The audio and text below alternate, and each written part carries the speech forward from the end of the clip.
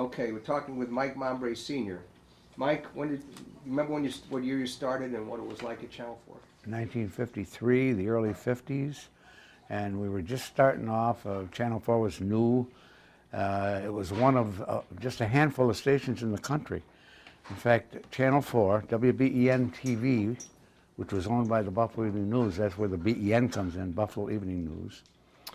And it was the only channel in town, and at the time, they had their choice of all the networks to choose the best programs from. CBS, NBC, ABC, and a network called Dumont. And they picked the best programs, and in those days, everything was live. There was no tape, hardly any film, and it was kind of a hit and miss and trial and error thing at the time. What was your job, Mike, initially? Well, initially I started off as a studio cameraman. And as I said, everything was live, and in those days, we didn't even have zoom lenses on the cameras. Yes, we had a turret on the camera, black and white video, and if we wanted to get a closer shot, we changed to a different lens. And we didn't even have zoom lenses. What we used to do, if you wanted to zoom in, you had to roll the whole camera into wherever the subject was. How was it different in those days with live television for everything? Were the people close to each other, feel like really working together? Or, yeah, everybody or was it kind of everybody had their own role and you kind of didn't communicate as much? No, I think everybody was trying to sort of help each other out, and as I said, as they were struggling along. For instance, the newscasts, there were no any women as anchor people at the time. And I remember, I think the first anchor person in Buffalo was Ed Dinsmore, who died at a young age. I think he had a heart attack at about 34 years old. And then there was another fellow, well, Harry Webb was, you probably heard that name. He was a fixture for many, many years. I don't know how many years. I think he started in 1960. He interviewed John Kennedy. Yes, he did. Yes. Well, I shot that. Bring me back to the very beginning of news coverage. News coverage with film cameras. Right. Okay. When we first started out, Tom Zarbel and Paul Mays were still photographers of the Buffalo Evening News. And as I said, the Buffalo News owned the station. And they would go out and shoot still pictures at first, put them on a music stand, and the studio camera would focus in on that, and then that would be distributed that way. That was the news? That was part of the news. I think the news was only 10 minutes at the time. And I think if I recall, I don't think we went on the air until around noon. As you know, as you may have heard, we were on the 18th floor of the Hotel Statler at the time. We had two studios, one on each end of the building. And as far as the news film goes, we were shooting for a long time with a silent, black and white Bell & Howell camera, 16 millimeter. And we would go out and shoot a story and come back. And the way we processed it in those days, they had what they call a Steinman tank, which was like 15 inches in diameter. And it had a metal spiral inside with the chemicals there for processing. And in the dark, we'd unload the camera, feel it through on the spiral around, and then agitate it physically until the film was developed. And then they'd run it into the film room where they'd put it on a projector. We shot negative film at the time.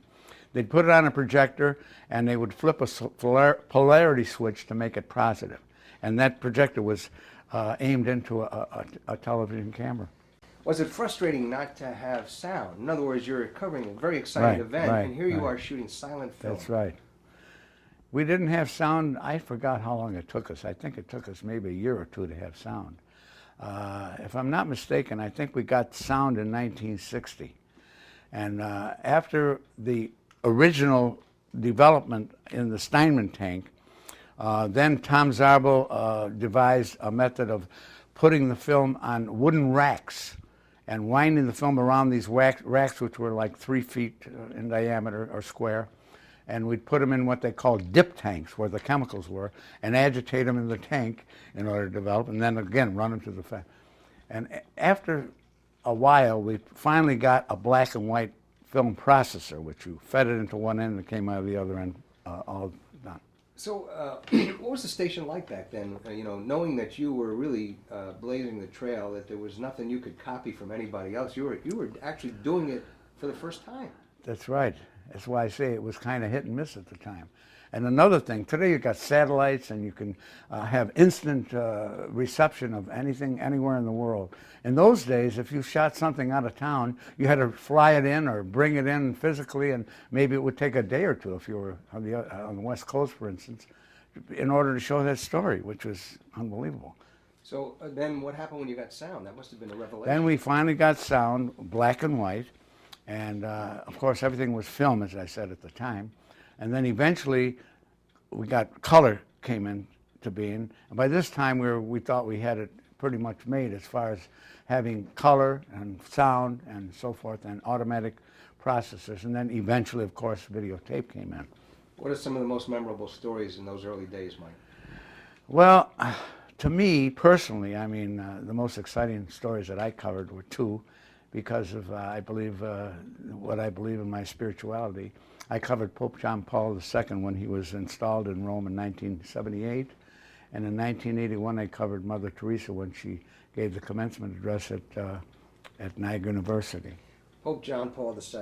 You captured a moment between the Pope and Cardinal Wyszynski. Right. That right. is part of world history now, what he did. Right. What do you remember about that moment? A very exciting moment. First of all, when we got to this hearing where the Pope was going to be for this particular incident, we were told by the Italian police to stand behind a certain line. And the police says that if you move beyond that line, you're going to jail. I happen to be fortunate enough to be in the front row of about maybe 50 photographers, still and movie photographers. And right after that happened, the Pope did something unprecedented that no Pope had done before. He came right down from the stage and started mingling in the audience, and his security people went crazy. And when this happened, one of the Italian still photographers bolted from where we were and went to start taking pictures. And I said, I'll probably get arrested, but I'm going to gamble. And I bolted down, and I was able to take film of him for about 20 minutes. I was like 3 or 4 feet away from him. What was that moment like with Wyszynski? It was a very touching thing. Wyszynski was his mentor, sort of. And they were very close. It was really an emotional moment when he hugged him. Yeah.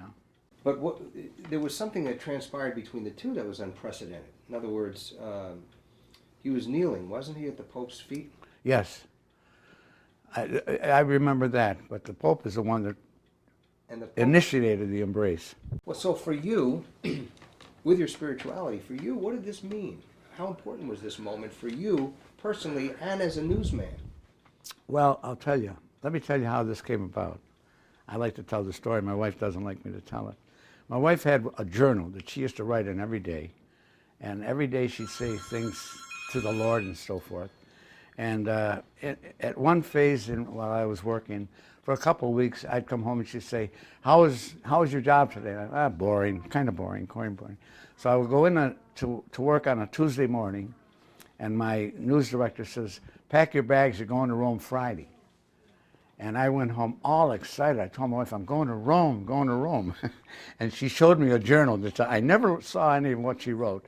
And in the journal it says, Lord, my husband seems to be bored with his job. Please give him a fantastic assignment. Come on. Yeah. So is that the truth, really? She Yeah, had just written it? No, she had written it like a week or so before, because for a couple of weeks, as I said, I'd come home and she'd say, how was your day? And I'd say, oh, it was boring, nothing exciting today, you know. And that she had written that after I told her that, and maybe a week or so later. And that's a couple of days later when I went in and I got that assignment. What were you feeling in the presence of this Pope? He was really a great man. He's going to be a saint someday, and his title will be, already is Pope John Paul the Great. Yeah. And you were there for his installation? Yeah, that was a real thrill. Mother Teresa? Mother Teresa was another very exciting assignment that I had. As I said, she was at Niagara University, and after that she had a press conference. the impact that she had on people was, you couldn't help but feel that she was just a special person. Yeah. Mike, how do you feel about being that special news photographer who gets to witness things like this? I think it's a great, it's exciting. It's also a great honor to be able to witness certain events in history that you're a part of. But I always liked my job. I really enjoyed my job, and I always look forward to going to work. When you shoot, you had a special touch, as we all know. You did. You had a way with people that your children have inherited. You know, and it's the ability to bring out people, to bring out the heart of people. You want to share a secret with me on how you do that? I don't know. I just tried to be as honest as I could, and you know, to respect everyone that we came in contact with. And as you know, in the news business, you come in contact with all kinds of people. Some people who are really hard against it, if you want to call it that. And from that to the other end of the scale, where you're covering presidents and people like that. But people are people, and everyone has to have a certain respect, and I respected everybody. Bobby Kennedy, what was that like to be in his presence? And well, you had a little exchange with him because you were running short on film. Right. That's the only experience I had concerning him. But what happened there? Well, he was giving a talk for the CYO at the Broadway Auditorium, I believe it was. And we were running late. In those days, we were always fighting the clock with film. As you know, we had to, after we shot the film, we had to go back and take the time to edit it, whereas now with videotape, it's instantaneous. But since we were running late, I was really worried about getting the film back on time to get it on the news for 11 o'clock news. So I walked up to the table. I was having dinner, and I says, Mr. Kennedy, I understand that you're going to speak soon, and we're running late. Is there any particular part of your talk that I should film? And he says, wait for 2 minutes until I start talking, and then start rolling. And for 2 minutes, let your camera roll, and then stop, and you'll have the best part. And I had the best piece of his speech. Who else comes to mind? Anyone else? Well, as I covered every national political convention starting in 1968 in Miami with the Republican National Convention, and also the Democratic National Convention in Chicago when they had the riots and uprising there. You covered that? I covered that, but I didn't get too much into that because it was quelled fairly fast, you know. You witnessed that and the riots in Buffalo. Yes, I right. Let's talk about that. What do you remember about it, Mike? Yeah, in Allentown. All I remember is that in Allentown I got tear gassed because of being in the middle of that, and at UB they had an uprising. I don't remember the details.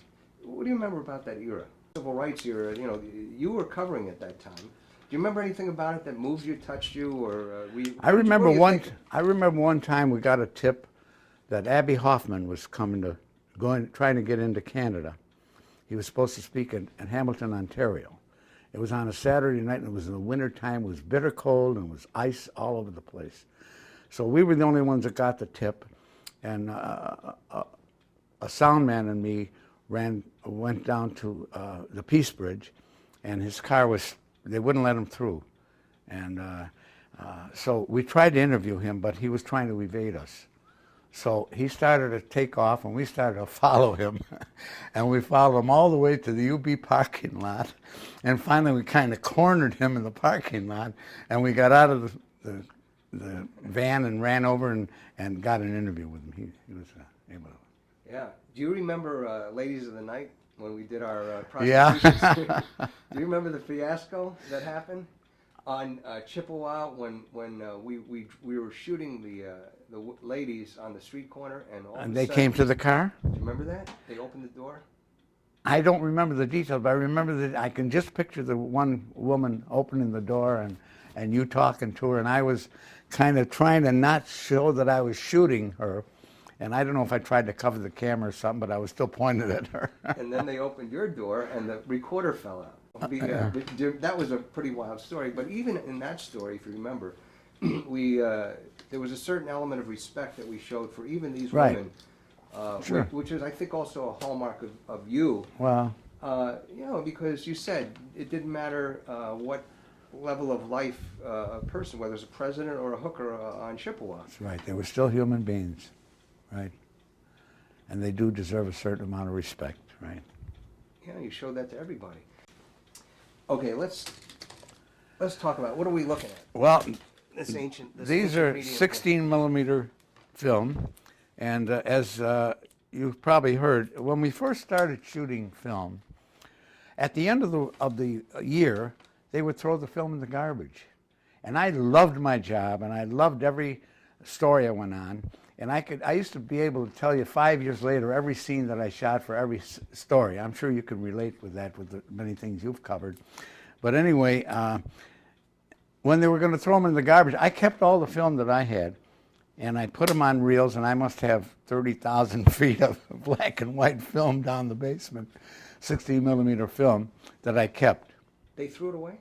They would throw it in the garbage the first couple of years. Then after that, they realized that maybe someday it would be valuable, and then they kept it, and eventually they gave it, I think, to the Historical Society. And now I think it's in the Buffalo Archives. I'm pretty sure. Yeah. Well, how would they come to throw it away? What were they?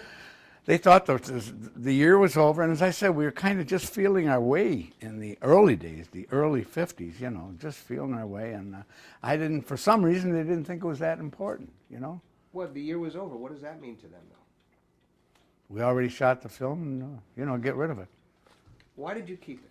I kept it because I was proud of what I was doing, and I liked my work, and I wanted to save it, you know. And now I'm glad I did, because I got it all logged now, everything that I kept, you know, for years. Did you save it for posterity as well? Yeah, kind of. In fact, as I said, someday maybe some of this film will want to be shown again somewhere. What do you remember sharing with fellow photographers at that time? And what you guys felt, because you were kind of, well, like a fraternity in a way. Right, right.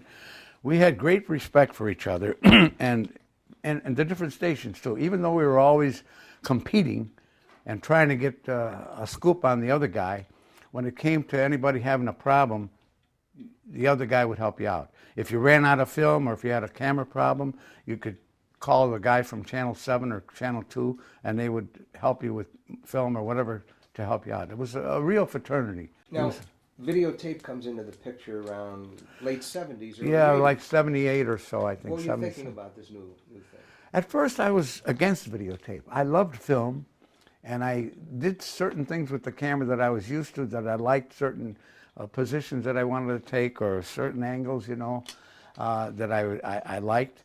And when videotape first came in, first of all, it was very heavy in those days, in the 77, 78, when it first came in. The cameras were very heavy, if you recall, and then you had this umbilical cord with a 3/4-inch tape recorder that you had to lug around. And I don't know if you recall when we went to New York to cover the Guardian Angels, remember that? Curtis Sliwa. And we had to run all over that place with this heavy equipment. What do you remember about that, Mike? I'm glad you brought that up. I remember a couple things. Number one, Curtis Sliwa, we went there because he was going to start the Guardian Angels in Buffalo. Which he did. Yes, and we went there and spent a couple of days with them. And I remember he was so popular in New York. When we spent hours with him out on the street with his group of Guardian Angels. No matter where we went, everybody, passerbys and cars would honk the horns. Hi, Sliwa, keep up the good work. He was a very popular guy. And you and I were with the Angels at about 11:30 at night up in Harlem. And I remember somebody dropped a bottle from about 16 stories up, and it missed us by about this much. It pulverized on the cement. And as a matter of fact, the reaction that I had is I had one of the Guardian Angels was covered, had the tape recorder, carrying it for me, and he jerked back and broke the umbilical cord. And we had to frantically try to get it prepared, which we did.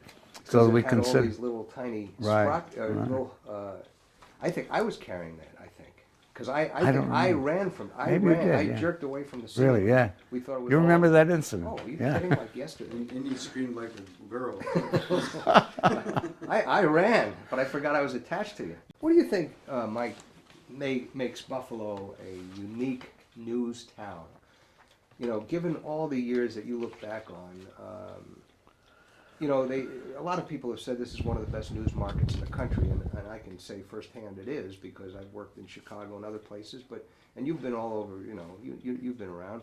What makes Buffalo unique as a news town? I think it's a warmer atmosphere, and I think people are more cooperative to one another.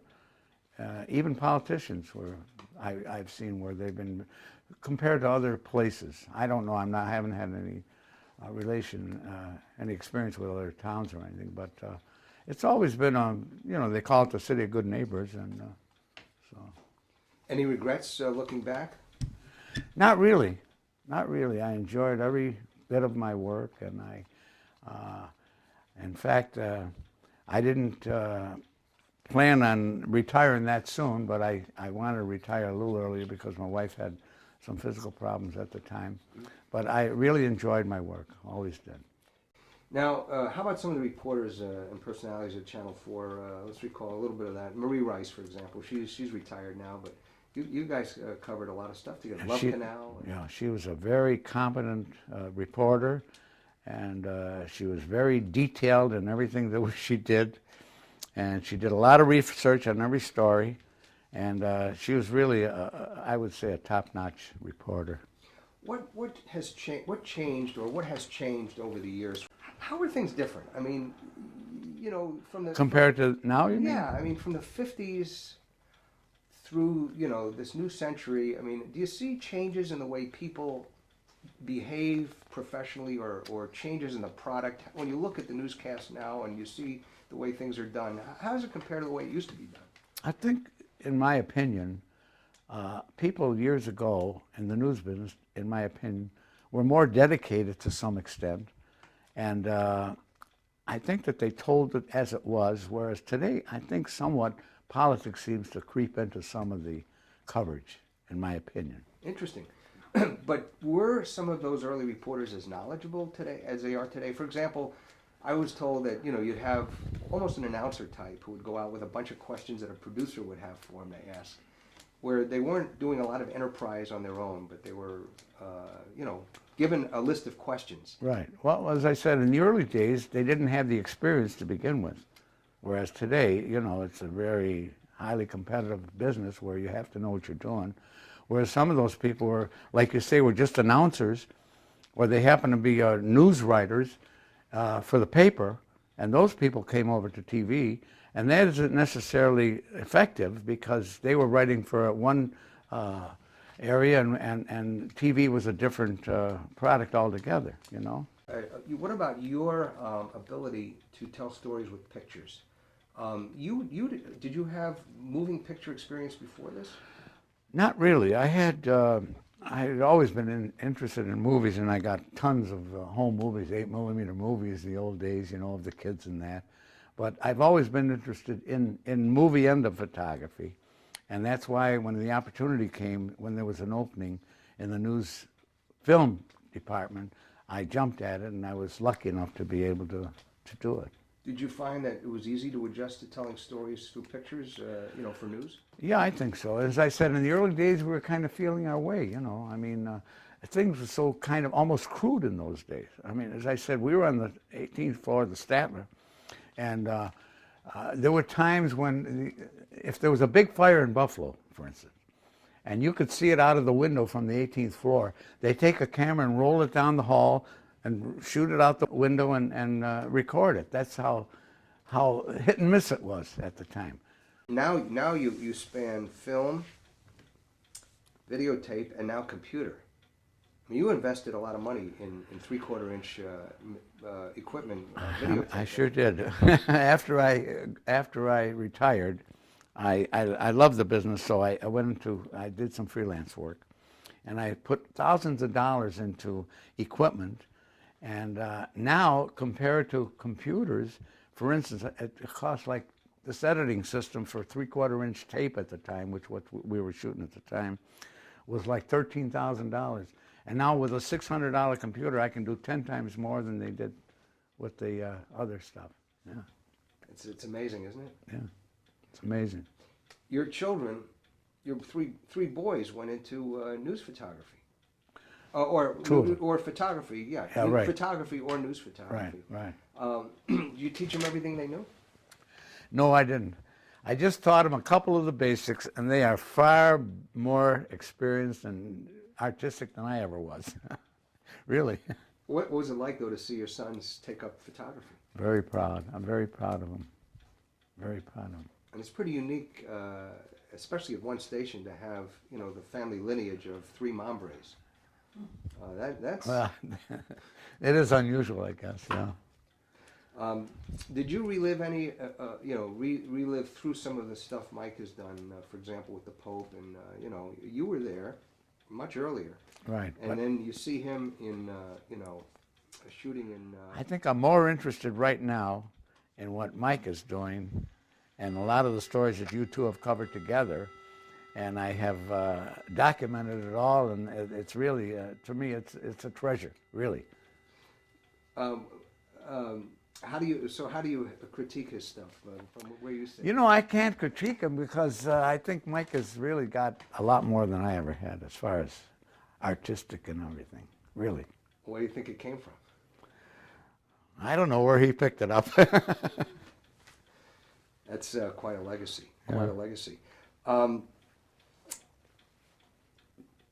Why don't you talk about the early days again, just for somebody who's totally never even heard of how it was done in television. Tell Rich about how experimental those days were, and how, just for the average viewer who never knew anything about how TV stations worked. I mean, is there anything else you want to add about that? Well, as I said, the actual mechanics of film, news film, and how it evolved eventually and came to the point where now it's a real top-notch, what do you call it? Production? Production, yeah. I mean, did you ever imagine that it would come to this level, that you guys were the pioneers, the foundation for all that? I know, yeah. Well, No, I never dreamed it would come to this level. I mean, it's amazing now, as you know, with the satellites and everything, you can cover anything anywhere in the globe and instantaneously. And in those days, we were just struggling along, trying to get things together. As I said, we were only on the air for maybe, I think we went on the air at noon and went off for like at 11 o'clock at night. But were there doubts that this industry was going to make it during that time? I'm not sure if there were actual doubts. There may have been doubts because I think more people would have got in on the ground floor, whereas the news was able to gamble with going into television. Television wasn't proven yet. Newspapers was the big thing. That's where people got their news from. And television was just a hell of a different entity. And there are certain words you couldn't use, like rat and snake. Oh, right. Yeah. So things have changed, haven't they, Mike? As far as what you can say on the air these days? I would think so. Oh, definitely. For what you can say on the air, yeah. For better or worse? I think it's for worse. Why? Because you're talking too much about, things that you would never dare say on the air 50 years ago. Now you can say it and get away with it without any problem, right? Why do you think that's a bad thing? I don't know. It's not going to affect me, but it may affect some of the younger people in the way they look at society. Mm-hmm. I want to get to the family 8mm stuff. You said you shot tons of that stuff before news, and what was that like, recording your own family, for example? You weren't a news photographer then, right? Oh no, I was just this was in my early days before I even thought about it. Before television even came into being, I was just like everybody else who had an 8mm silent camera, and you went out and shot birthday parties of the kids and Christmas and all that stuff, just family stuff. Did you realize the importance of that footage back then? Did you know you know, how it might impact on the family later. I didn't realize that at the time, no. How But, about now when you look back? well, now, yes. In fact, I started to dub over my film to tape so that I'll have it, you know, and eventually DVD, because tape eventually will deteriorate. Yeah. Well, so when you look back on that footage, share a few thoughts of your family that you raised. Well, That Faye raised. as I said, the main thing was to cover, to film birthday parties and weddings and stuff like that, Christmas and stuff like that. What were the kids like in front of the camera in those early? Well, they were all hams, as you know. So we got, even now, you know, I love to shoot family video. And we have a big family now, so we're shooting something all the time. There's always some event happening. Almost every week, there's either a birthday or baptism or whatever. Well, I'm going to ask you some personal stuff, and if you don't want to answer it to me, it's fine. But since we're sitting here, let's talk about Faye a little bit. How did you guys meet? And bring me back to those days. Well, you know, I was brought up during the Depression, and I was in the CCC camps. That was a FDR, one of his projects, where you went away for 6 months and worked as sort of almost like a military thing. And I came home on a weekend, and Faye was out in the North Collins, where she was out there in the summer picking beans. And my mother was out there with, and I met her then, and we got to know each other, and then I went into the service, and we communicated, and eventually we married. I took her with me when I went back to camp after I had married her. Well, she was picking beans? Yeah. They used to get a penny a pound. And if you were good, you could pick 100 pounds in a day. Was she a good bean picker? I don't know. I didn't even pay attention to that. What was, was there a big courtship? Not really, if you call it that. As I said, after I met her, and then we kind of didn't get together for quite a while. And then when I went into the service, we tried to write to each other. And when I come home on furlough, I take her out. And then the last 2 or 3 furloughs that I had, I was stationed in the Midwest. I was instructing pilot training there, so I didn't go overseas. And when I came home, the one time we decided that we'd set a date and got married. We decided within 3 days to get married. On a Friday morning, about 3 o'clock in the morning, got married at 9 o'clock Monday morning. And I took her with me back to Kansas. We didn't even have a place to stay at the time, and then it all worked out fine. Yeah, I'd say. I mean, what a family. Yeah. What a family. Did you plan to have a big family? You want to have a lot of kids? We didn't plan it, but I think my wife would like to have a bigger family, because she only had one brother, and she liked a big family. So. Well, now I don't understand how you came to see her picking beans in North Collins. Were you introduced, or? Yeah, my mother was out there picking beans, and her mother and her. And when I went out there to see my mother, they were together, and they introduced me to her. What did you think initially? I thought she was a very pretty girl. That's an interesting story. What was it like starting out in those days? Well, you didn't have a lot. Didn't have a lot of money. Well, it was kind of tough at the time. I mean, I remember my father was a very hard worker, and trying to raise a family during the Depression was really quite a project. It was very tough during there. And that allowed us to have basic values where we could appreciate a person going out and earning a living. And I think we appreciate things more then. Having gone through the harder times, I think you appreciate more when you get to the place where things aren't as bad as they were. How about training pilots? Talk about, did you love flying? I really loved flying, yes. I really enjoyed it. What was the aircraft, and what was your role? I flew single-engine planes, and as I said, I instructed most of the time. We went through 3 phases of flying. In those days, before the war started, it took 2.5 years to become a pilot. But once the war started, they needed to condense that to 36 weeks. So we had 4 phases of 9 weeks each of first ground school, and then 3 phases of flying, primary flying, basic, and advanced flying. then you graduated, got your wings, and from then usually you would go to what they call OTU training for overseas, and then you'd be shipped overseas. But they wanted me to be an instructor, so that's what I did for the rest of the war. And what do you think about your character that led them to want you to be an instructor? What did it take to be able to teach flying? Well, I really, I learned more about flying by teaching students who were trying to kill me than I ever did when I went through school. But eventually, at first I was disappointed because I wanted to go overseas with it. We had 5 or 6 of close friends who were chosen to go overseas flying P-51s, and that was my dream ship. And but I think the Lord knew what he was doing because 3 of them were shot down and were killed. So, and I'm still here. You wanted to go over. I wanted to go over. Why? I don't know. First of all, I love to fly. Secondly, I love that particular airplane. And I thought it was a good thing to do in those days. Mm-hmm.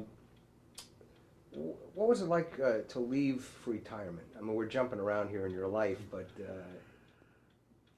You mean what was it like? You never really retired, Mike. You're still doing No, I like to be active, you know, and as I said, I really came to really enjoy photography, and I think I'll never stop enjoying it, so I just keep my hand in it.